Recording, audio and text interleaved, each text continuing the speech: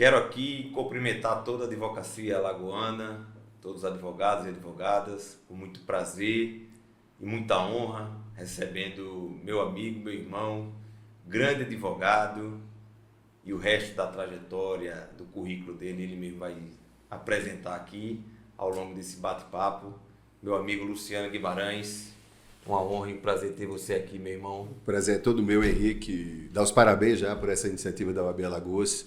Eu acho que poucas coisas são tão prazerosas e enriquecedoras como a gente conversar sobre o que a gente já viveu na trajetória da advocacia. Acho que vai ser um prazer imenso, já está sendo. E aqui a gente está trazendo para vocês, para a nossa advocacia, um novo podcast aqui da OAB de Alagoas, que é o Causos de Política. Então, assim, a gente vai conversar com expoentes do direito eleitoral que viveram e vivem ainda toda a experiência do que é uma campanha eleitoral, dos bastidores da campanha, dos bastidores do tribunal, de tudo que já vivenciaram, né? Seja na esfera do próprio direito, seja na esfera da política lato sensu mesmo, já que quem trabalha com isso termina se envolvendo de uma maneira até um pouco mais intrínseca com a política convencional. Então, sem mais delongas, vamos começar o nosso bate-papo aqui com o Luciano. Luciano, mais uma vez, um prazer ter você aqui, meu amigo, e você é um advogado brilhante, reconhecido no nosso estado e nacionalmente também, um homem de muitas relações, um homem agradável, inteligente, cantor, né? Luciano aqui vai falar um pouquinho de suas características.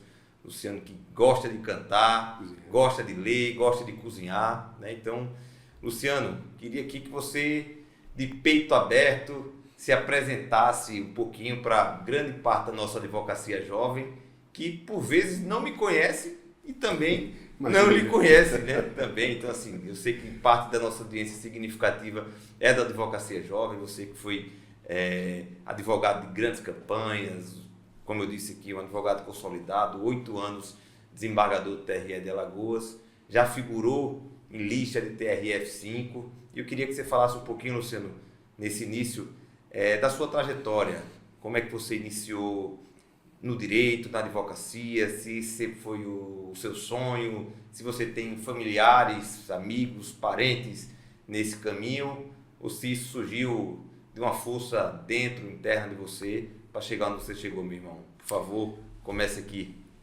Maravilha, Henrique. Essa pergunta é muito, muito instigante e oportuna, porque é algo que já com praticamente 30 anos me apresentar a advocacia jovem, né, daqui, de quem nos assistir no futuro. Olha o nosso vinho aí, que coisa boa. Eu já estou completando agora 30 anos de exercício profissional, de extremo orgulho, né? A advocacia, sem sombra de dúvida, é uma das maiores paixões da minha vida, que chegou para mim quase que por acaso, que isso eu acho extremamente interessante. Eu estou com 55 anos de idade e eu sou filho de um homem do campo, de Viçosa, do povoado chamado Tangil. Meu pai, o maior orgulho é ter formado os 4 filhos. Ele era uma pessoa de pouca instrução, ele foi até o 1º grau só. Meu pai desenhando uma vaca, a vaca sai toda quadrada. E ele desenhou isso para meus filhos, netos deles, e eu experienciei o que eu vivi lá atrás. Aquele desenho do homem rude, humilde, um homem que sempre mexeu com gado, com terra. Enfim, era o 4º de 9 filhos, só tem ele vivo, está com 91 anos de idade. Um muito simples, mas que graças a Deus me deu toda a base de valor e de caráter que eu pude trazer para a minha vida pessoal e profissional. Minha mãe foi professora, né, aposentada, é uma professora de escola pública, ensinava inglês e português. Talvez eu deva a ela o pendor pela leitura, por cultura, enfim, por sala de aula, que eu dei aula por 16 anos. E o interessante, Henrique, é que, como eu digo, a advocacia veio para a minha vida de um aborrecimento grande e daquilo que eu chamo que o acaso ordena. Eu hoje sei, numa autocrítica, num olhar de retrospectiva, que os passos mais importantes da minha vida não foram planejados, surgiram por acaso e Deus me deu a sorte, a sabedoria, a intuição, o estalo de ver, siga esse caminho. O cavalo estava selado, eu montava. Eu fiz primeiro, estudei no colégio marista, né, científico todo, e depois eu fui fazer economia. Minha mãe é sempre referência quando a gente é jovem, minha mãe insistia muito para eu fazer medicina, ser médico, ou fazer concurso para a Caixa ou para o Banco do Brasil. Vocês que são jovens não sabem mais, mas há 30 e poucos anos atrás, a Caixa e o banco eram referências de sucesso profissional, econômico e social no Brasil. Ser funcionário da Caixa, do banco, concursado. E não era diferente da minha época. E eu não... Enfim, minha mãe pediu tanto que eu, como um bom rebelde, não fui para medicina. E resolvi fazer economia, que era um curso que na época era um curso também muito procurado, tinha tudo a ver com a área de humanas.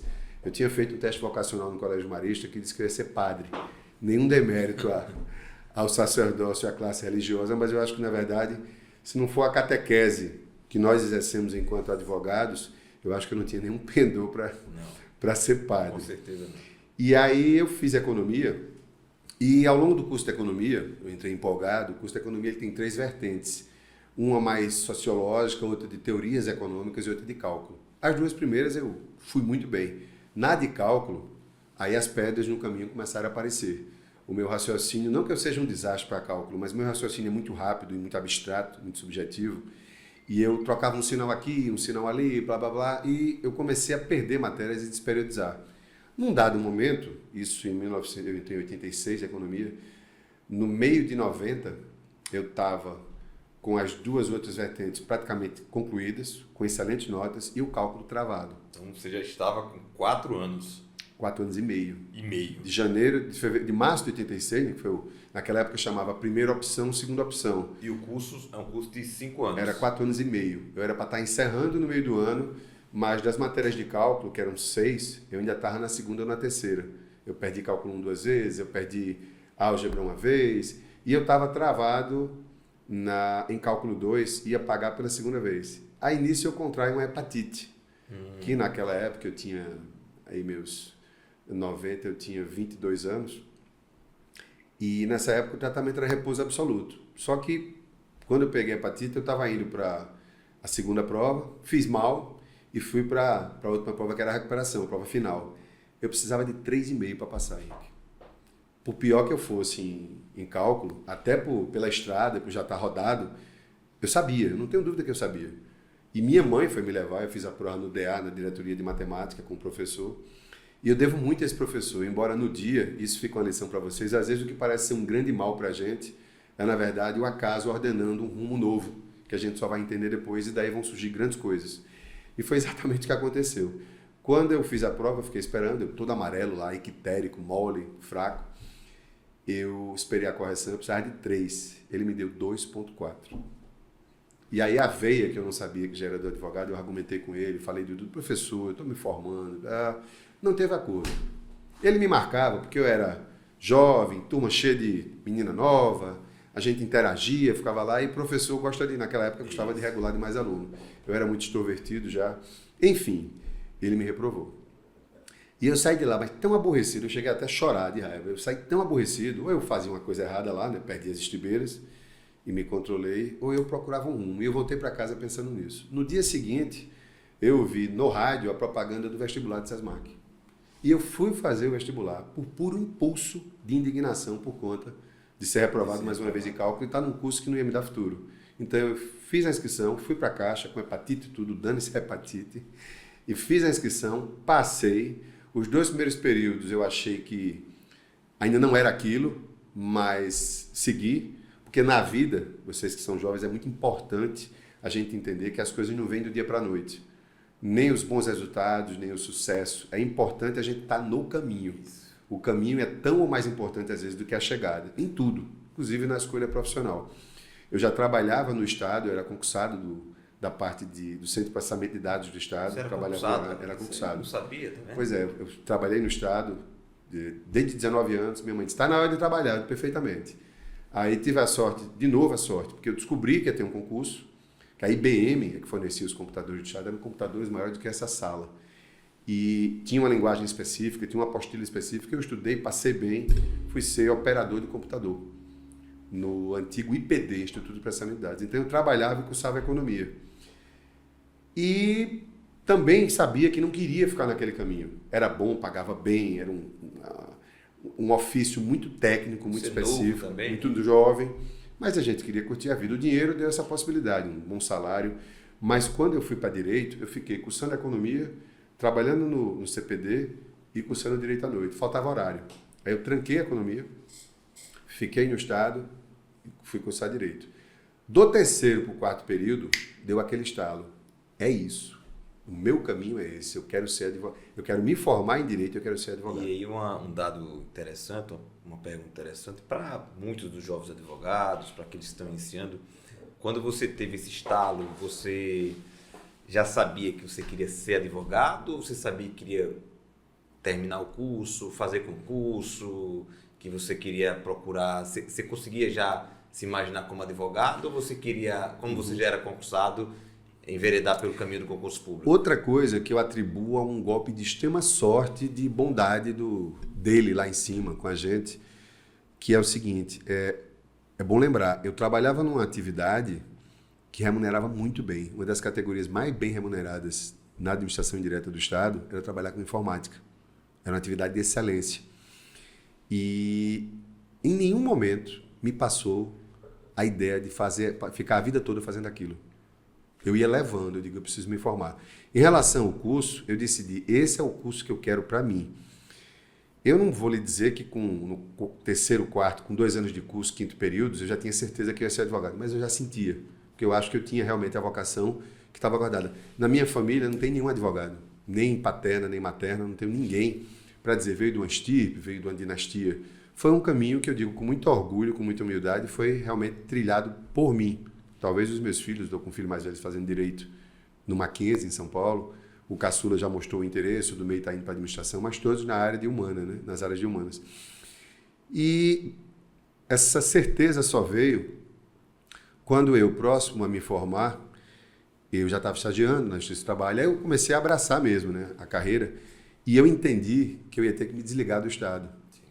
E aí, de novo, outra dica. A gente, às vezes, para dar um passo para frente, a gente tem que dar um passo para trás. Eu estava abrindo mão de um salário, de uma posição que eu tinha no quadro de informática, que eu galguei postos para poder fazer bem feito, mas eu digo, eu preciso recuar. Fui estagiar no Escritório de Advocacia, que hoje é a LNPP, até hoje eu tenho um carinho muito grande. Quem era que fazia parte todos, na época da composição? Saudoso doutor Alberto Nonou, Sim. Conhecido por Cuca, que era um advogado da antiga, uma figuraça. Ele tinha tido uma banca mais cedo com o ex-deputado Zé Tomás Nonou, né? Mandar um abraço para ele, que está vivo, que é uma referência da nossa política. E, além disso, vinha o Fernando Paiva, Sim. que já era, na época era genro de doutor Alberto. Vinha aí o doutor Flávio. Fernando Paiva, que foi nosso conselheiro federal. Exatamente, advogado de extrema referência. Grande advogado. Exatamente. E o Fernando, meu pai pediu ao Cuca, que era amigo dele de longa data, e como era comum, né, na referência, Isso. e eu fui aí admitido lá, fui o primeiro estagiário da LNPP, que à época ainda se chamava Criterium, na Fernandes Lima. Era um escritório de advocacia com um escritório de contabilidade. Fiquei lá 6 meses. Mas eu acho que eu já tinha esse germe. A gente não sabe o que a gente é, só quando o tempo passa, né, Rick? Quando a gente passa a vida em revista. E o interessante é que quando eu passo esse filme, eu lembro que por algumas coisas, eu sempre tentei ser muito dedicado. É uma marca que eu aprendi com meu pai e que eu repasso para os meus filhos. O que você for fazer na vida, faça bem feito. Procure dar o seu melhor. Se o seu melhor não for suficiente para ficar perfeito, mas é o melhor que você tinha a dar, então vai servir. Você está parecendo o presidente Wagner falando. Ele todo dia me manda uma mensagem motivacional nesses termos. Ah, que coisa boa. Então já temos uma escola aí, né? Eu nem sabia. Eu estou em excelente companhia. E aí eu me dedicava, mas assim, começaram a corrigir umas petições minhas. Eu digo, sabe de uma coisa? Eu vou trilhar o meu caminho. E eu me juntei com mais 2 amigos, amigavelmente, como eu digo, a relação de amizade é até hoje, com todos lá, com o Valmar Peixoto também, grande advogado, e com o Zezo, enfim, a turma toda, deixei grandes amigos lá, depois vieram o Telmo Calheiros e tantos outros. E eu abri um escritório de advocacia, no começo de 95, né? Saí de lá e meio de 95, não me lembro, a memória trai, com 2 amigos, o Gustavo Reitzis e o Pedro Camussé, onde eu digo que por 3 anos a gente riu muito, brincou muito, mal pagou as contas. Vai eu tá alerta para vocês, jovens advogados, futuros advogados, estudantes de direito. A advocacia não é uma profissão do sol brilha da noite para o dia. Você sabe disso, você já é um grande advogado hoje, com a referência de excelência em várias... E com 15 anos, que parece muito tempo, mas eu estou com o dobro, eu já vejo diferente. Mas você lembra o teu começo? Ninguém, gente, começa por cima. Só quem tem um pai já referenciado, uma dinastia, uma estirpe, grandes escritórios. Mas mesmo assim, a gente tem um encontro marcado, cada um de nós, com o nosso processo de evolução. E o meu foi passar por 2 amigos, foi aprender a ser patrão de mim mesmo, coisa que eu gostei. Eu sou difícil de ser empregado. 95 isso. Você a partir de 95. Foi quando você se formou, mais ou menos, 95? Foi, eu tinha 27 anos. Porque você, como você estava dizendo aí, você em 95, mais ou menos, se formou, porque você passou 4 anos e meio em economia. 26. Né? Em economia, aí se encontrou no direito, estagiou na NPP. De lá você saiu já para advogar com esses 2 amigos, montando um escritório. Isso. Né? Como você já começou a advocacia não tão novo, porque já tinha tido experiência de uma faculdade, de um concurso público, né? Servidor público, você... Tinha uma estradinha, né? Já tinha uma estradinha quando você começou a exercer a advocacia e mesmo assim você disse, sofri muito nos 3 primeiros anos e etc e tal.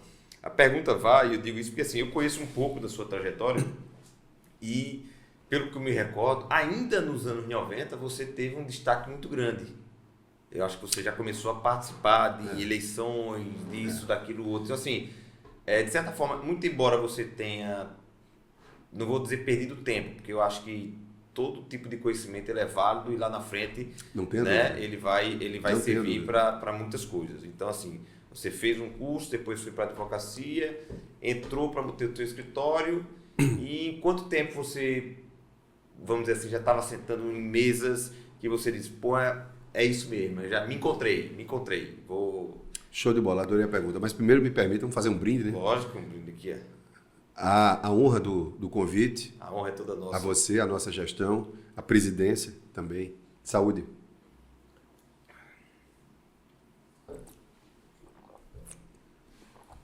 Também. Maravilhoso. O que é que acontece, Henrique? Quando a gente estava nesses 3 anos, ninguém, assim, o Gustavo Ritchis, que é um grande amigo, ele estava formado há 2 anos mais do que eu, Pedro Camuset também. E eles faziam mais o trabalhista. O trabalhista, perdão, a área trabalhista, todo mundo passa por ela. Né? Eu costumo dizer que a primeira grande paixão do estudante do direito é o direito penal, mas a primeira grande obrigação do advogado recém-formado é a Justiça do Trabalho. Não foi diferente comigo. Até porque eu tinha estagiado lá, também por concurso, na primeira vara, que era uma vara, era assim, tinha uma plaquinha, bem-vindo ao caos, que era a vara mais antiga do Estado, mas fiz grandes amizades. E eu entendi que trabalhista não era o meu caminho. Mas nessa época a gente recebia em galinha, pagamento de causa em galinha, recebia garrafa de cidra, às vezes recebia um muito obrigado, o crédito, mas eu sentia que eu gostava daquilo, eu gostava de argumentar. Você disse uma grande verdade, algo extremamente importante. Nenhum conhecimento na vida é inútil. Imaginem vocês que é como se a vida tivesse vários compartimentos. Aquilo que a gente guarda nos compartimentos, um dado momento vai servir para a gente. Eu trouxe da minha formação pessoal e do meu curso de economia o gosto pela leitura, uma bagagem de cultura que eu sempre invisto até hoje, porque a relação, o que a gente tem que aprender e conhecer é absolutamente desproporcional ao tempo de vida e ao que tem de conhecimento para buscar. Ninguém vai saber tudo nunca, a gente está sempre aprendendo. E eu sigo aprendendo, adoro ler, compro livro compulsivamente. E não estou falando de livro jurídico, estou falando de livro de assuntos gerais, de história, cultura mesmo, etc, etc. E eu levei isso para o direito. Então eu gostava de escrever. Para ser advogado é preciso gostar de escrever. Hoje nós estamos no tempo de inteligência artificial, de chats e etc. As petições há uma tendência a serem padronizadas, modeladas e encolhidas. Não tenho nada contra, mas é preciso ter cuidado para que a máquina não pense por vocês, porque o dia que isso acontecer, vocês se tornam inservíveis. E o ser humano não pode perder o lugar dele no mundo. Fecho parênteses e retorno.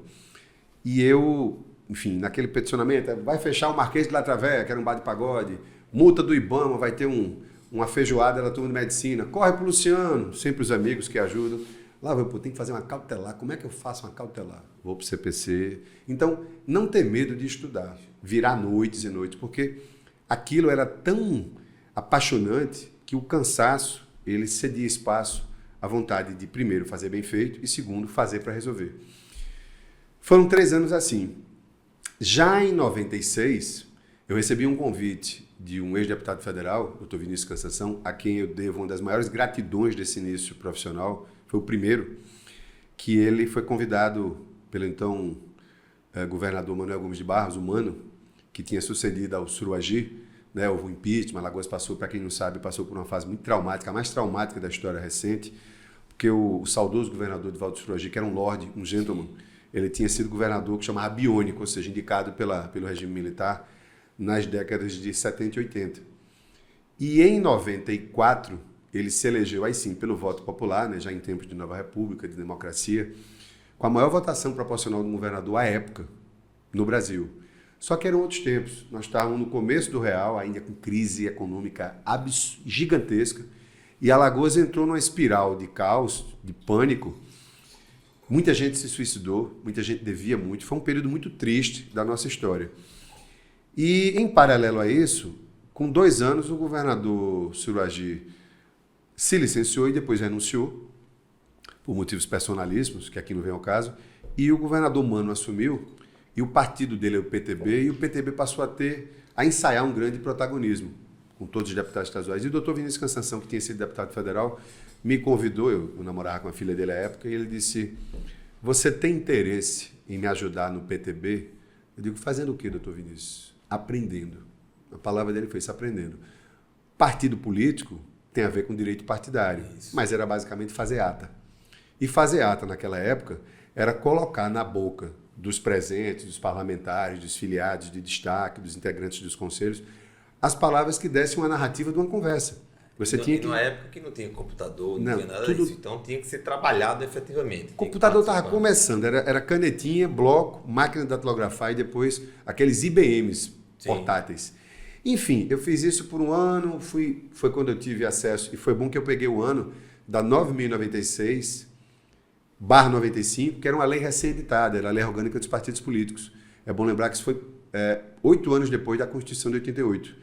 A gente estava redesenhando o modelo político do Brasil, inclusive o modelo legal na parte de direito partidário, direito eleitoral, direito constitucional, etc, etc. Então eu pego esse contexto e fico craque em ata. O senhor presidente encerrou os trabalhos, o senhor presidente saudou. Rapaz, eram 10 páginas de ata, doía a mão. Mas eu tenho certeza que também lhe abriu portas de relacionamentos muito grandes. Né? Não tem dúvida, você sabe bem o que é isso, que faz isso com excelência, esse contato, esse primeiro conhecimento, e daí vão surgindo causas, interesses, etc. E aí, em 98, o namoro acabou e eu ia entregar o cargo. Ainda bem para Denise. Ainda bem, graças a Deus. Mas, enfim, foi um período muito bem casado, lógico, você conhece muito. Mandar um beijo para minha esposa, para Denise, para os meninos que são a razão de ser da gente. A minha, sobretudo, você conhece bem, meus 3 homens, Lucas, Diego e Pedro Emílio. E eu, por um dever de lealdade, eu que não tinha nada a ver, veja quando a gente é jovem, mas eu já tinha aí meus 27 anos, eu digo, eu estou devolvendo ao senhor a oportunidade porque eu acho que isso aqui, a relação afetiva encerrou e eu não me sinto confortável de estar aqui, até era muito difícil mesmo, separar os planos. Ele disse uma coisa é uma coisa, outra coisa é outra coisa. Fique aqui, porque esse ano vai ter eleição, o governador deve se candidatar, né? Foi a primeira reeleição, foi em 98. Criada pelo presidente Fernando Henrique, e ele disse, fica aqui que vai surgir uma oportunidade. E eu ponderei e fiquei. E a oportunidade surgiu. E surgiu na forma de um espaço que me foi dado de forma muito engraçada, porque eu era advogado do PTB. Quando veio o registro de candidatura do governador Mano, ali era em julho, final de julho. Julho.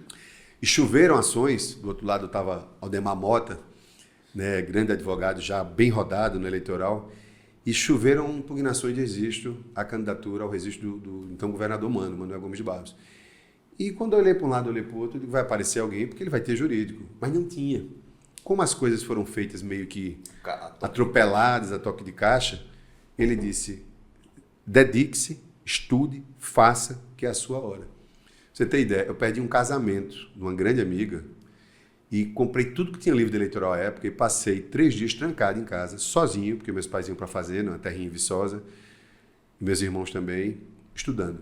E eu consegui fazer as petições. Na tapa, na cara, na coragem, mas creio eu que com alguma vocação, porque conseguiu sair organizado. E aqui é o que eu digo, o que eu levava para essas petições, para essas primeiras atuações temerárias até no eleitoral, Henrique, eram uma boa capacidade de escrever, de concatenar um raciocínio, de argumentar, né, uma estética boa, e o resto você vai buscar de todo mundo no direito, na doutrina.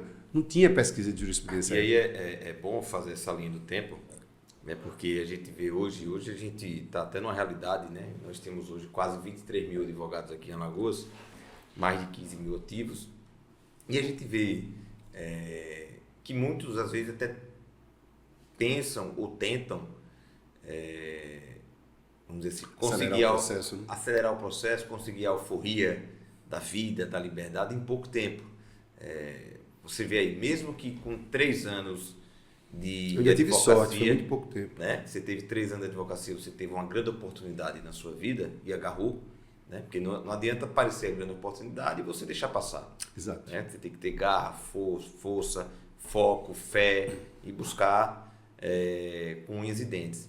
Mas assim, talvez se você não tivesse também a bagagem anterior, você não teria só os 3 anos de advocacia. Não. Você tinha uma vivência pessoal. Exatamente. Você já tinha 27, 28 anos, ou seja, já estava... Não era um garoto, né? Estava atingindo uma maturidade pessoal que lhe fez ponderar quando você acabou o seu namoro e ficar, que lhe fez aceitar o desafio de não ter aquela experiência e fazer uma campanha de reeleição de governador. Então, era assim, solteiro. Era solteiro. Ou seja, eu podia dedicar 100% do meu tempo ao que eu estava fazendo, ao que eu queria evoluir. E aí, esse é um caso engraçado, pitoresco, né?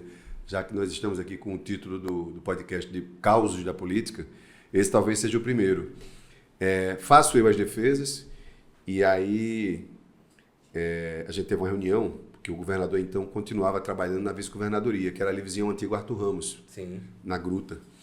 E eu fui chamado para uma reunião, e chegando lá, ele estava começando a montar a equipe, mas ele se cercava apenas das opiniões. Era outro tempo, né? Do procurador-geral, que era o nosso saudoso Almar Coelho de Mello.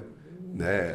Era verdade, nosso presidente até. Isso, e era o procurador-geral. A quem é dado o nome dessa casa. E o nosso queridíssimo Almar, que Deus o tenha, serviço muito prestado à advocacia alagoana, né? Um intransigente defensor de prerrogativas de toda a advocacia. Ele era procurador-geral e, evidentemente, você não podia misturar a advocacia institucional do governador do estado com o jurídico da campanha eleitoral dele. Além disso, o doutor Almar não fazia eleitoral. Então ele deixou isso muito claro, não faça eleitoral. Eu digo, opa. Aí lembrei de que o doutor Vinícius Cansação tinha dito, a oportunidade vai surgir. Depois disso, a toque de caixa, eu sou chamado para uma reunião no Farol, no comitê de campanha, que quem coordenava era o nosso Rui Guerra. Sim. Também um personagem muito conhecido da política alagoana, muito ligado a Adivaldo Suragi desde sempre. E o engraçado é o seguinte, isso não é mérito ao nosso Rui, mas eu cheguei lá com a minha pastinha, me achava um menino, embora com 27 anos, ainda fosse na questão etária, mas não era tão jovem assim. Isso. Eu tinha na minha cabeça o seguinte, poxa, eu já venho de outro curso, eu não posso dar errado. E aí na reunião estavam, aí sim, a segunda pessoa que eu tenho uma dívida eterna de gratidão, porque gratidão realmente não prescreve nunca, que foi o também saudoso, né? Evilásio Feitosa, sim. Procurador de Estado, chefe do escritório jurídico do governo de Alagoas, da Procuradoria de Alagoas no Supremo, um constitucionalista, um administrativista maiúsculo. Foi desembargador do TRE. Foi desembargador do TRE, um quadro raro na nossa advocacia, além de caráter e etc. E eu dizia, ele era de baixa estatura física, mas um gigante na estatura moral e profissional. E estão na reunião doutor Evilásio, doutor Nilson Miranda, que hoje é promotor de justiça, outro grande amigo, e mais um amigo, o Márcio Guedes, que em tese era o jurídico que ia atuar. E antes de tratar com o jurídico, que eu não sabia nem isso, o doutor Rui virou para mim e fez, você é o rapaz que me indicaram lá do PTB. O governador disse que queria lhe aproveitar. Eu vou aproveitar você, eu vou lhe pagar 2 mil por mês. Quando eu levantei o dedo para reclamar, porque eu não fazia área, vejam vocês, mas eu sabia que o eleitoral era uma área boa e sabia que 2 mil era um troco. Eu tinha noção do que era dinheiro. E o esforço, eu tinha passado 3 noites sem dormir, gente. Então eu digo, pera lá. Quando eu fui dizer, doutor Rui, me permita, o Márcio, eu posso contar isso aqui, porque é uma história realmente engraçada, o Márcio deu uma tapa na mesa, se indignou de um jeito com aquilo, disse, poxa, vocês estão tratando o rapaz assim, imagina quando chegar na gente. E disse uns desaforos lá, disse umas coisas, levantou e foi embora. Ao fazê-lo, o doutor Evilásio virou e disse, olha, eu não queria que o Márcio saísse, mas ele saiu e é o seguinte, eu vou aproveitar o jovem no meu time, ele está integrado ao jurídico, a partir de agora esqueça a remuneração dele, é comigo, é no meu contrato. E está aqui a minha lista de necessidades, está aqui o meu contrato, estou aqui porque o senhor governador do estado me indicou para o jurídico dele e vou fazer, eu sou a pessoa da confiança e eles vão trabalhar comigo. Não se preocupe mais com isso. E assim aconteceu. E com 3 anos de advocacia, eu participei da minha primeira campanha a governador do estado. Perdemos, né? O Mano perdeu, o Ronaldo Lessa se elegeu e depois se reelegeu, mas a experiência, o handicap e o meu crescimento profissional, o meu primeiro salto veio disso. Quando eu recebi o Dr. Vilazo foi super generoso, porque os honorários, que eu não me lembro mais quanto foi, mas ele fez o seguinte, ele dividiu 40, 30, 30. Quando eu recebi o primeiro pagamento, Henrique, veio numa mala o dinheiro. Eu não sabia nem contar dinheiro, nunca tinha visto dinheiro de verdade. E eu olhava aquilo ali, eu lembrava do meu pai, da minha mãe, de mim, da trajetória. Era uma expressão de um misto de muita felicidade, de você dizer, poxa, eu estou dando certo. As coisas estão começando a acontecer para mim enquanto advogado. E a felicidade de ter dinheiro na mão. A primeira coisa que eu fiz foi juntar uns amigos e pagar uma cachaçada no bar. Aí depois, pau no lombo, porque eleitoral ninguém dorme, né? É igual a plantão médico. A partir daí, eu fui fazendo todas as eleições, fiz 2000 com o Regis, fiz 2002 com os senadores Renan e Theo Vilela, passei a advogar para o senador Renan Calheiros, né, desde 2000. Depois cheguei ao TRE em 2006. Isso, eu queria entrar nisso. Eu, quando comecei a advogar em 2007, né, tirei minha OAB em 2007 e por coincidência não, né, porque era algo que eu já imaginava, trabalhei, costurei para isso. Já em 2007, as minhas primeiras causas eleitorais, na época de infidelidade partidária e etc. E tal, quando surgiu a resolução de infidelidade, tudo, a gente começou a trabalhar em algumas... 134, até hoje. Isso, você lembra, tá vendo? A gente começou a trabalhar se preparando para as eleições de 2008. Quando eu entrei, comecei a advogar no eleitoral, comecei a entrar no TRE, você já fazia parte do TRE. Acredito como membro substituto. De 2006 a 2010 eu fui substituto. Então, assim, eu quando lhe conheci, eu já lhe conheci como um advogado que já vinha de uma trajetória, né, como você disse, 98, 2000, 2002, 2004. Já tinha algumas eleições, né? Já tinha algumas eleições e já no tribunal, né? E você passou, como você disse, de 2006 a 2014. Exato. Né? Não precisa contar todos os anos, até porque a gente tem que tentar aqui... Eu tive a felicidade de renovar todos os biênios, os 2 de substituto e os 2 de titular. E a sua história é longa e eu quero chegar em outras etapas da sua vida também, mas assim, como foi para você essa experiência de ter vivido ali o outro lado da moeda, né? De ter, vamos dizer assim, essa esfera judicante? Como foi para você estar do outro lado do balcão por muito tempo, tendo muito respeito, tendo virado uma referência nacional enquanto desembargador eleitoral, o que lhe proporcionou e lhe impulsionou a tentar realizar outros sonhos, que não eram sonhos individuais seus, mas sonhos coletivos, de pessoas, de amigos, de grupo político, no sentido de tentar... você disputou, acredito eu, você disputou cadeira do 5º Constitucional para a TRF, após essa experiência de TRE, que lhe deu muita guarida, me deu muita segurança, musculatura. Como foi a experiência no tribunal? Foi uma experiência absolutamente ímpar, única, inesquecível, e parte do que eu sou hoje, nesses 30 anos de advocacia, passam muito pelo tempo que eu estive exercendo essa função pública como hoje desembargador eleitoral, né, como membro dos TRS, para quem não é familiarizado. A Justiça Brasileira, Eleitoral Brasileira, ela tem cargos temporários por mandatos e ela tem uma composição plural. Você tem, no âmbito dos 27 TRS, desembargadores do Tribunal de Justiça, um juiz federal, 2 juízes de direito e 2 juristas, pelo 5º Constitucional. Esse instituto que é tão importante para oxigenar o judiciário. E eu cheguei em 2006, o último registro que eu queria fazer, em 98, quando eu fiz a eleição, o TRE estava funcionando num restaurante na Deputado Zé Lages. Ele não estava na Praça Sinimbu, naquele prédio antigo, que hoje também não é mais. E o engraçado é o seguinte, eu comecei a advogar ali, o Dr. Vilazo deu uma cancha tão grande, Henrique, a Nilson, que ele fazia, eu vou coordenar, agora eu quero vocês no tribunal. Ninguém que não seja generoso e seguro da sua capacidade faz isso. A gente sabe o que é ter a cancha para advogar no tribunal. Dá uma visibilidade, dá uma responsabilidade imensa. Mas ele me colocou lá e eu comecei a receber comentários de servidores, de pessoas que estavam fazendo críticas positivas ao meu trabalho. Eu recebi um elogio da secretária de Justiça, fulano de tal disse que surgiu um advogado bom, um advogado diferenciado. E a primeira coisa que eu tive cuidado foi o seguinte, não me diga mais isso não, porque eu estou começando agora. E eu já estou aqui tão inchado de felicidade com um comentário desse, que para eu perder o foco e começar... Porque a vaidade é um desastre. Deslumbrar. Isso, eu vou botar o pezinho no chão e eu esqueci aquilo, que era de um dos elogios, foi do desembargador Paulo Roberto, que é uma das pessoas que eu mais respeito em termos de cultura jurídica, de formação pessoal, principiológica. O desembargador Paulo Roberto de Oliveira Lima, do TRF5, exato. E Paulo Newton. Aí entra a terceira grande gratidão. Paulo Azevedo Newton, também falecido há uns 6 anos, que era um dos maiores juristas que esse Estado teve, era membro do TRE, e depois da eleição, eu recebi para 2000 o convite dele e do Bruno Mendes, sim, que tinha sido meu professor de Direito Eleitoral no SESMAC, outro grande advogado. Eles dois disseram, Paulo Newton tem um jeito muito engraçado de falar, bicha, você é um cara aí que advoga bem, a gente gostou, você é bom aí de tribuna, bom de petição, bom... Você quer trabalhar com a gente? Eu digo, quanto é que eu tenho que pagar? E aí a gente começou... Macaco é banana? Exatamente, a gente começou a advogar junto e fizemos a eleição dos 2 senadores, né? Em 2002, depois a eleição do Luciano Barbosa, que é um caso interessantíssimo. Sim, é um caos, né? É um caos, porque para sintetizar, nessa época, é bom lembrar, são 20 anos atrás, você tinha a inelegibilidade derivada do parágrafo 9º do artigo 14 da Constituição, que é a inelegibilidade por parentesco, que era extensiva aos afins até o 2º grau. E no caso, a grande discussão daquele ano, em 2004, foi a eleição em Arapiraca, onde a Célia Rocha, nossa prefeita, sua amiga, grande prefeita, carismaticíssima, ela lançou o Luciano Barbosa e, enfim, eles tinham um namorado.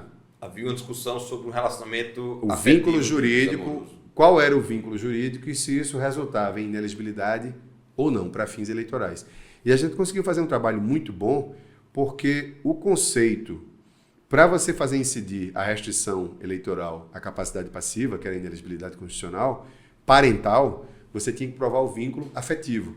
E a prova do vínculo, que no caso era uma união estável, porque eles nunca foram casados, eles tinham um namoro. Tiveram, né? Um tempo. Tiveram. A gente ia fugaz, fugidio, isso eu usei até na petição. Marcelo Bravo não concorda muito com isso não, que estava do outro lado. Abraço, Marcelo. E Luiz Guilherme também.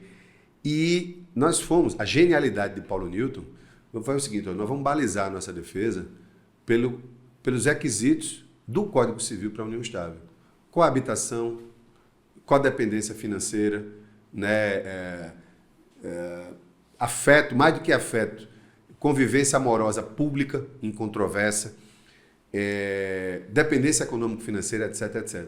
E eles não tinham nada disso. E o que tinha, isso foi com muita antecedência, eles romperam o relacionamento e eram pessoas livres e independentes. Foi uma eleição duríssima, tanto no voto, mas sobretudo na parte jurídica, porque eu ia justamente para a linha de frente, né? Porque a gente sabe que o eleitoral é fato. Isso, é fato. Fato é audiência, é instrução, é o que cada lado constrói em termos de prova. Então é uma coisa apaixonante. Sobretudo. Exatamente. E amplo, né? A prova ampla. E de um lado estava eu lá só e do outro lado eu tinha uma Brabo Magalhães inteira. Eu brincava que era um micro-ônibus que parava na ponta. Aí descia o doutor Marcelo Brabo, doutor Luiz Guilherme. No auge. No auge. Era um time imenso. E foi uma audiência assim que dá para contar, dá para tomar 3 garrafas de vinho que eu vou pular. Então, fizemos essa eleição. O Luciano... Era o Dudu Albuquerque? O candidato. O Dudu Albuquerque era... Acho que era o candidato dele. Ou era ele ou era o Júnior Leão, na época. Sim. Eu sei que era uma coligação grande do outro lado e aí, de novo, aquela questão da intuição, porque era uma eleição de muito mais peso na época. Isso foi mídia nacional, foi pauta nacional. E eu, quando fui ver a lista de testemunhas que estavam lá, eu tive o cuidado de ir no cartório e levantar, por certidão, tempo bom, né? Quem era quem? Todos eram filiados e alguns eram até políticos com cargos ligados à coligação impugnante. Quando chegou na instrução, eu contraditei todo mundo. Eu digo, ninguém aqui pode dar um testemunho isento. Ninguém aqui é testemunha. Vocês podem ser ouvidos em termos de declaração. Zerei as testemunhas. Marcelo depois devolveu com a questão do depoimento de um padre, que ele queria que o padre... Marcelo não tem medo de ser excomungado. Ele queria que o padre desse testemunho sobre juramento. Marcelo, eu digo, vai vir para cá também. Ele vai ter o direito à réplica. E eu dizia, eu digo, doutor Marcelo é um eclesiástico, ele tem direito ao sigilo de confissão. O que foi dito a ele em algum momento foi dito no confessionário. Não pode virar matéria de prova em audiência eleitoral. Não importa a grandeza, a indisponibilidade dos direitos, etc, etc. E o padre terminou não depondo, invocou o silêncio. E foi ouvir as confissões na igreja. E o que era da igreja ficou na igreja, no confessionário. Enfim, perdemos no primeiro grau, ganhamos no tribunal, confirmamos no TSE. Luciano Barbosa foi eleito prefeito, reeleito, virou um político de envergadura, hoje é prefeito novamente de Arapiraca e aí segue. 2006, eu ia fazer a advocacia do TEL, que é onde logo depois você começa a despontar por lá. E eu estava pronto para fazer, a gente começou a ter reuniões de campanha, e nisso sai a minha nomeação. Eu estava na lista, o desembargador Zé Fernando Lima Souza, né? Pai de hoje nosso presidente do Tribunal de Justiça, o Fernando Torinho, que era conhecido por apelido por Torinho, o Torinho velho, pai. E eu fui a ele do TRE. Ele disse, você já tem 10 anos de advocacia? Que ele sabia que eu era mais velho. Eu digo, tenho, desembargador, eu fiz esse ano. Eu queria. E eu não fiz porque eu tinha um projeto. Eu fiz porque eu gostava do eleitoral. Eu digo, é importante eu passar pelo tribunal. E eu não sei, Henrique, se por extrema lucidez ou por um ato de absoluta loucura, ao ir para o TRE, ao deixar a beca e usar a toga, que eu procurei honrar de forma absoluta, intransigente, se Deus quiser, foi assim. Porque quando a gente vai para uma experiência dessa, a gente tem que levar a história de vida da gente, sobretudo a formação familiar. Mas é necessário dizer, possivelmente com certeza, que de 2006 a 2014 foram os anos em que a advocacia eleitoral foi mais bem remunerada. Porque você tinha financiamento empresarial, você tinha campanhas com muita verba, e eu estava no TRE. Eu deixei de ser advogado no tempo que todo mundo mais ganhou dinheiro para ser julgador. Mas nas angústias que eu tinha em relação a isso, eu digo, estou perdendo dinheiro. E dinheiro constrói vida, constrói conforto. Mas eu digo, eu estou aprendendo uma coisa aqui que o dinheiro não paga, que é a pergunta que você me fez. Como julgar? Como entender o que move um julgador na hora de um julgamento colegiado? Como se pronunciar? Como influenciar um julgamento de forma legítima, positiva? E isso foi uma experiência, que eu digo, a mais rica que eu tive nesse aspecto. E não se esquece, eu trago para a vida. Foi uma experiência fantástica. E assim, a gente tem muitos amigos, né, que passaram ou estão exercendo o cargo de... Permita, desembargador, por favor. De desembargador substituto, desembargador titular, ou entraram como desembargador efetivo no Tribunal de Justiça, no TRF. Né, e todos dizem, né, que a gente só sabe... Só se sabe vivendo. Só se sabe vivendo. Porque assim, às vezes a gente critica um desembargador, um juiz, e tal. E a gente, quando não está do outro lado, do mesmo jeito que eles criticam muitas vezes a nossa situação, e também eles só vão aprender, ou só vão ter algum tipo de conhecimento, se ou já advogaram antes, ou se vão advogar depois de eventual aposentadoria. Então, assim, muitos dizem que realmente só se sabe quando está do outro lado e ter que decidir. Que não é fácil decidir sobre o direito alheio, sobre terceiros, e muitas vezes ali pessoas que você tem uma relação pessoal, que você gosta, que tem algum caráter efetivo, dos dois lados. Eu endosso o que você está dizendo, Henrique, deixando claro para vocês todos que vão nos assistir ou que nos assistem, o que pode ser depois, né? Isso. Que é a coisa mais difícil do mundo julgar o outro. Julgar de forma isenta, de forma imparcial, de forma impessoal. Porque se tem a coisa mais complexa que há, é você conseguir se colocar num ponto onde nada lhe influencia.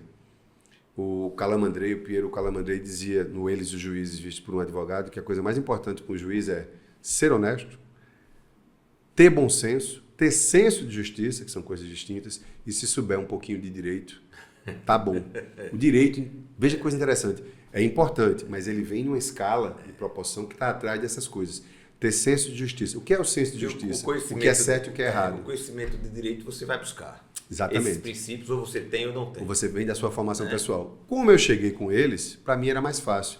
Mas era difícil ver todo mundo ganhar dinheiro, amigos, colegas, e eu lá de toga. Eu me lembro muito, Luciano, eu cheguei lá em 2007, né, e tal, mas eu me recordo muito já da sua passagem como desembargador titular. Né? Acho que você ficou de 2010 a 2014. 10 a 14. Né? E aí eu já me recordo muito, porque aí eu já estava mais ou menos consolidado, obviamente guardado as devidas proporções, mas já tinha... Já tinha despontado no tribunal, você já chamava atenção. Porque o julgador olha isso. Quem são os advogados? Do mesmo jeito que eu fui submetido a esse crivo, sem saber, os julgadores, o plenário, os próprios juízes de primeiro grau, eles estão olhando quem é aquele advogado, como ele peticiona, como ele se dirige, como ele se relaciona e como ele age. Exatamente. Você já estava no radar. É mais ou menos isso, já estava no radar e tal, e assim, passei muitos processos importantes naquele momento da minha carreira com você, julgando, e outros processos também que não eram meus, mas que eu assistia. Espero que não tenha tido muita raiva. É. Mas ganhou e perdeu, né? Ganhei e perdi. Perdi muito mais do que ganhei, inclusive. Ainda bem que aí porque o direito não devia ser bom, O direito não devia ser bom. Ainda bem e aí, assim, eu queria destacar, pegando esse gancho teu, dentre tantas experiências, no TRE eu fui nomeado presidente de 2 comissões apuradoras em 2 eleições gerais. Eu fui ouvidor antes da ouvidoria ser criada, desembargador. Peguei vários presidentes, peguei desembargador Estácio Gama de Lima, peguei desembargador Zé Fernando Lima Souza, desembargador Sapucaia, desembargador Estácio Gama, desembargador Sebastião Costa, desembargador Orlando Manso. Fui diretor da Escola Judiciária Eleitoral por 3 anos. Fui, como eu disse, presidente de 2 comissões apuradoras de eleições gerais. Eu só não fui presidente porque eu não podia, nem corregedor porque não quis, porque cheguei a ser convidado. Não achava devido para um advogado assumir uma corregedoria. Julgar juiz numa função de 2 anos, temporária, só se eu tivesse vaidade demais.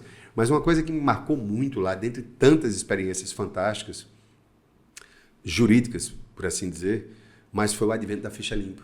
Sim, da 135. eu ia entrar nisso. Porque eu me recordo daquela campanha de 2014. 2010. Não, aquela campanha de 2010, do TEL, você disse que ia fazer do TEL 2006. Isso. Eu terminei fazendo com muita honra aquela do TEL em 2010. Uhum. Né, é verdade. Com 26 anos de idade, já envolvido. Mais novo do que eu. Já envolvido numa campanha de governador. Uhum. E aí você falou em gratidão, eu sou muito grato às pessoas que nos proporcionaram isso na época. Que foi gratidão é tudo. Alexandre Toledo, falecido Alexandre Toledo, amigo querido. Né, você conhecia muito bem. Muito. Um homem, grande quadro da política, um homem de bem. Faleceu. Marco Firman, que foi o coordenador-geral da campanha. Está aí até hoje, expoente. Está aí até hoje. E, sobretudo, a Adriano Soares de Acosta. O nosso maior jurista. Nosso maior jurista aqui vivo. Então, o Adriano, ele fazia... Grande amigo também. Ele já estava contratado para fazer aquela campanha e precisava de um outro escritório. Então, o Adriano, dentro das opções que foram apresentadas, ele nos estendeu a mão e foi ele que escolheu para que a gente participasse daquela campanha. Então, assim, eu participei, presenciei. E você falou aí da lei da ficha limpa, aquele alvoroço todinho, aquela situação, e naquele momento a gente vivia uma discussão muito grande, né? Porque havia uma impugnação do Ministério Público, não foi nem da campanha do TEL, em relação ao Ronaldo Lessa, que era candidato. Nosso então procurador regional eleitoral, hoje desembargador do TRF5, doutor Rodrigo Tenório, quadro brilhante. Maravilhoso. Aquela época do Ministério Federal, hoje da magistratura. Isso. E aí eu queria fazer 2 apontamentos. Foi que você foi, se não me recordo, se não me falha a memória, você foi o único voto contrário à cassação do registro dele, aqui a incidência, inclusive, da ficha limpa. Exato. A incidência da ficha limpa, e que depois foi revertido no TSE, corroborando com o seu voto. E o outro é que eu me recordo, Luciano, e aí não é crítica ao momento atual, momentos que passaram há pouco, mas eu me recordo com muito saudosismo, às vezes, da formação daquele tribunal ali, daquele período de 2008, 2016, alguma coisa assim.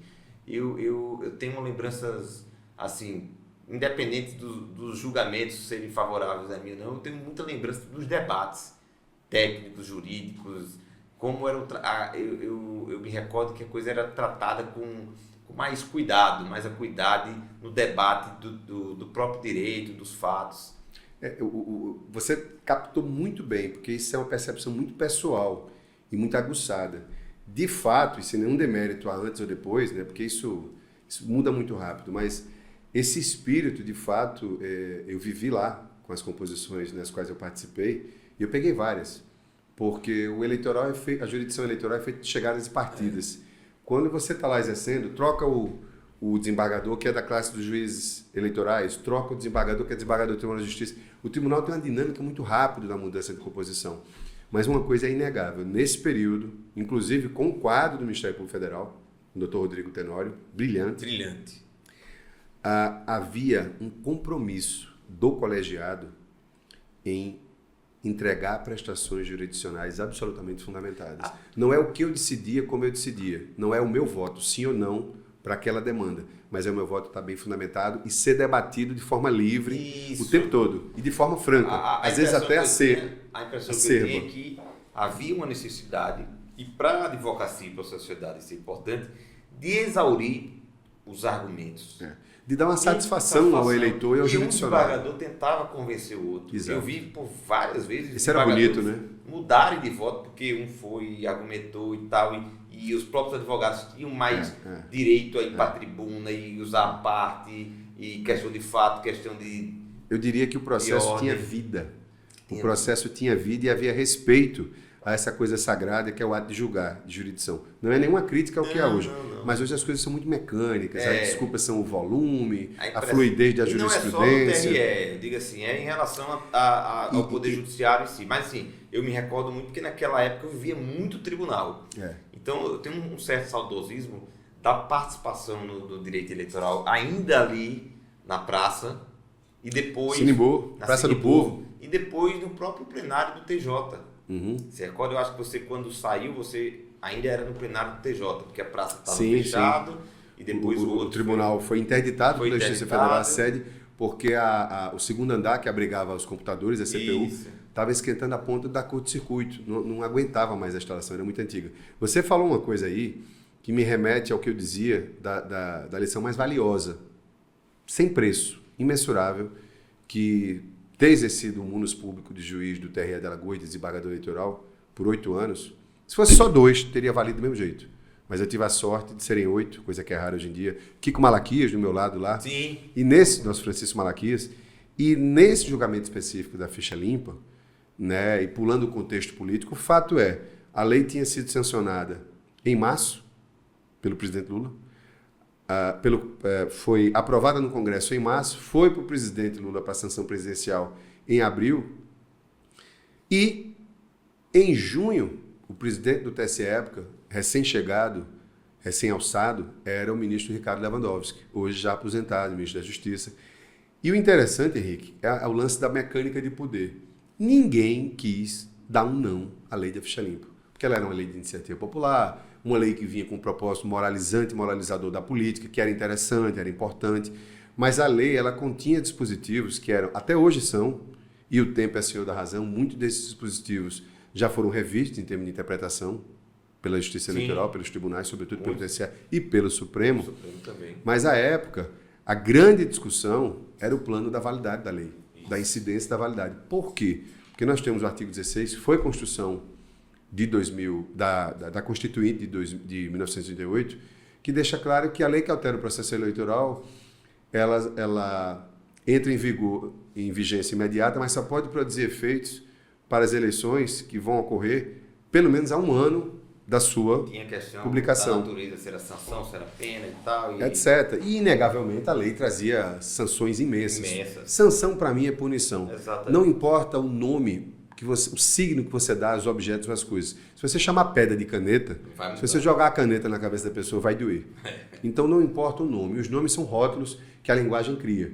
Mas é evidente que a lei da ficha limpa, no parâmetro, no balizador temporal de elegibilidade de 8 anos, na criação de uma série de alíneas, de hipóteses novas, até algumas hiper-rigorosas, a questão da condenação criminal quase que se perpetua, até hoje essa discussão é muito palpitante, ela criou parâmetros muito duros sobre o guarda-chuva ou sobre o princípio regente da moral. E a moral é um valor muito complexo para você discutir numa eleição. E o que aconteceu foi, mas abstraindo isso, que ao pegar o primeiro processo que foi meu, né, não sei se para minha sorte ou para o meu azar, eu peguei a impugnação de registro do Ronaldo Lessa à época, e até por uma questão preliminar, né, de concatenação lógica, de classificação jurídico-processual, eu tinha que responder a seguinte pergunta: a lei vale ou não? A lei incide ou não? Valer, ela valia. Mas valer no sentido prático. Para esse ano ou não? A lei estava vigente, mas ela incidiria para aquele ano, porque tinha o artigo 16. E na interpretação que eu fiz, eu entendi que não. O interessante é que tudo na vida é política, legítimo, pelo aspecto, pelo lado correto da acepção, e, na verdade, houve uma campanha com áreas de cruzada nacional para que a lei da ficha limpa, a 64/90, alterada pela 135, ela, de 2010, ela tivesse aplicabilidade plena e imediata. Eu digo, ora, antes disso, essa discussão volta para a questão do artigo 16 da Constituição. Eu posso aplicar a lei, sim ou não? Porque não tem um ano. Tinha menos de um ano do pleito. Tinha meses, 3, 4 meses. E eu fiquei sozinho. Outra coisa que eu aprendi e digo até hoje. O julgador de tribunal, mesmo no órgão colegiado, mas ele é aquilo que Ortega y Gasset, o filósofo espanhol, disse, e isso é eterno. Eu sou eu e minhas circunstâncias. Então, na hora de definir um raciocínio, eu vi, eu conversei, durante o julgamento houve debates, houve a fase de discussão de voto, mas as minhas razões, Henrique, elas foram para o voto e para o julgamento de forma absolutamente tranquila em termos de consciência. Por isso, Luciano, que você saiu... Nunca tive preocupação em agradar os outros. Muito maior do que você entrou em novas cruzadas, novos desafios na sua vida, e aqui a gente já caminhando para o final, que eu já fui alertado aqui que falta 5 minutos e o papo é bom, o papo é gostoso, a história é longa. Resumir 30 anos em 40 minutos é luta. Exatamente, é uma luta. E assim, a gente aqui já chegou nos 50 e já recebi o toque aqui. E vamos ter que criar uma Netflix depois. Netflix, até para que a gente fique uma dinâmica mais interessante para o público quando for assistir. Lógico, e tal. claro. E a gente depois fala o segundo capítulo. Você teve uma história brilhante, né, que se culminou com a sua saída, depois você voltou para a advocacia eleitoral, né, você até hoje está na advocacia. Fiz campanha de governador de Renan Filho 2 vezes, ajudei na campanha de Cícero Almeida, enfim, fiz várias campanhas, até atuei em outros estados, graças a Deus. Exatamente, nunca saiu da labuta e do cenário. Porque o eleitoral é uma paixão e uma cachaça, né? Você sabe. E não vai sair nunca. Né? Não. Então, você hoje é um cara que tem experiência de política convencional e etc e tal. Então, assim, para a gente caminhar para o final, eu queria aqui fazer dar uma oportunidade de você falar para a turma, falar para os advogados em geral, para os advogados da sua geração, para os advogados da minha geração, para os advogados que têm uma geração a mais do que você, mas sobretudo para o jovem advogado, esses que estão iniciando, que tem 5, 10 anos de carreira, que tem aquela ansiedade, eu preciso ficar rico, eu preciso ganhar dinheiro, eu preciso dar ter certo, a minha liberdade, eu preciso dar certo. E a gente sabe o quanto é difícil, né? O quanto a resiliência, a resistência, a força de vontade, o foco, as renúncias, elas são necessárias para que os sonhos e os desejos eles sejam efetivamente concretizados. E você é um cara que conseguiu tudo isso na sua vida, eu posso dizer, porque eu conheço a sua família, Obrigado. Conheço a sua história de vida, conheço a sua vida pessoal, tenho muitos amigos em comum, né? Em comum contigo, né? Tenho a sorte de poder, por várias oportunidades, ter ido à sua casa. Eu conheço de perto e sei que aos 55 anos, como você falou, você é um homem realizado, com a família maravilhosa. Tive muita sorte. E com muita coisa ainda a realizar. Se Deus quiser. Né? Mas eu queria que você passasse um recado aí para essa turma nova, para que eles nunca desistam e que efetivamente todos um dia, se assim quiserem, terão o seu lugar ao sol. Eu primeiro queria agradecer a honra e a oportunidade, né, pelo que eu vi aqui, ser o primeiro dessa ideia fantástica do Causos de Política da UAB Alagoas, tendo a honra de ter vocês, sendo a presidência, me entrevistar. Essa realmente vai para o currículo, vou anotar, quando a gente for palestrar em outros estados, fui entrevistado pelo presidente da UAB no podcast local, e um grande amigo acima de tudo. E eu queria, depois desses agradecimentos a toda a gestão da UAB Alagoas, sugerir ou incentivar você, jovem advogado, você que já nos honra estando nos quadros da UAB Alagoas, e até você, advogado jovem do Brasil inteiro, que você, se não leu, leia Os Mandamentos do Advogado, de Eduardo Couturri, um jurista uruguaio, que você leia A Oração aos Moços, de Rui Barbosa, e que você coloque na sua cabeceira uma frase, uma lição e uma certeza. Eu podia indicar 500 livros, né? Raimundo Fauro, Os Donos do Poder, Fábio Conde Comparato, Ética no Direito, etc. Ética, né? Que é um livro imenso, mas a frase de Rui Sodré, que é o seguinte: a advocacia é o encontro de uma confiança que se entrega a uma consciência. Ser advogado é conquistar a confiança do cliente, dando a ele confiança e consciência. Advogar é dificílimo, talvez não seja mais difícil das profissões, mas exige que você seja ético, que você seja honesto, franco com o seu cliente, que você procure construir uma relação direta e honesta com ele, que você dê o seu melhor sempre. Talvez, e a gente sabe disso, muitas vezes vem uma amizade, dessa relação. Mas, acima de tudo, é entregar ética, 100% de compromisso e dedicação, né? Suor mesmo, labuta. E, dentre os mandamentos do Eduardo Couturri, eu queria lembrar 2 para vocês ficarem com isso para uma reflexão, meus jovens e queridos colegas de profissão. Um dos mandamentos é: tem fé no direito. A gente tem que ter fé. Está muito difícil ter fé no direito, porque hoje o direito está muito fluido. Nós estamos vendo aí decisões dos tribunais que são muito contraditórias, conflitantes, às vezes impregnadas de política. Por um ou por outro lado, isso não importa. Nunca perder a fé do direito. Quando a gente perde a fé no direito, a gente perde a capacidade de ser advogado. E o segundo é o seguinte, que esse é o mais importante, penso eu. Tem paciência. Isso é de Couturri, gente, de mais de 50 anos atrás. Tem paciência. O tempo se vinga das coisas feitas sem a sua participação. Dificilmente alguém consegue chegar no santo grau do direito, no arco-íris, no pote dourado, no sucesso profissional, sem antes ter se frustrado, ter sofrido, ter amargado N derrotas, ter feito papel de estagiário de coisas básicas, ter pegado causas que estão longe de ser encantadoras ou atraentes, mas é um processo. Literalmente, é um processo de aprendizado, de crescimento pessoal, de engrossar o couro, para, num dado momento, isso eu garanto a vocês, cada um de vocês, advogadas, advogados, jovens, vocês vão entender que vai surgir uma oportunidade. Se vocês tiverem a sorte, a intuição de perceber que essa oportunidade é aquela importante para uma primeira escalada profissional, vocês se dedicam a ela e vai acontecer. Ganhar ou perder processo, a gente ganha e perde todo dia, não é verdade? Mas se realizar na profissão, ter sucesso e passar, evidentemente, por retorno financeiro, exige tempo. Não é da noite para o dia. Quem acha que resolve da noite para o dia, está na profissão errada. E não é com rede social, com Instagram, com conteúdo. Isso hoje ajuda e são ferramentas importantes. Mas não é só assim. Como eu não sou arauto nem oráculo, essas são as minhas humildes palavras de conselho. Eu espero que sirvam a vocês. E quero agradecer imensamente a oportunidade, que a gente possa voltar outras vezes no futuro, Henrique. Foi um prazer imenso. O prazer é nosso, Luciano, meu, de toda a diretoria da OAB, do nosso Conselho Seccional, Conselho Federal. Nosso presidente Wagner está licenciado neste momento, mas tenho a certeza que se não fosse isso, ele estaria aqui conosco, porque você sabe o carinho que ele tem por você e a recíproca é verdadeira. E eu acho que o que o Luciano falou, me comunicando aqui com jovens advogados, com a advocacia em geral, é isso, é respeitar os processos, ter paciência, respeito, né? Aguentar a dor faz parte, a frustração faz parte. E não se intimidar com o arbítrio, com abuso da autoridade de quem quer que seja, ser respeitoso, mas jamais ser genuflexo. O advogado que é genuflexo no trato com as autoridades, ele perde o respeito delas próprias. E a frustração, ela faz parte no início da carreira, ela faz parte no meio e fará da vida, né? Na vida. Então a gente tem que aprender a lidar com ela e saber que dela a gente vai se fortalecer.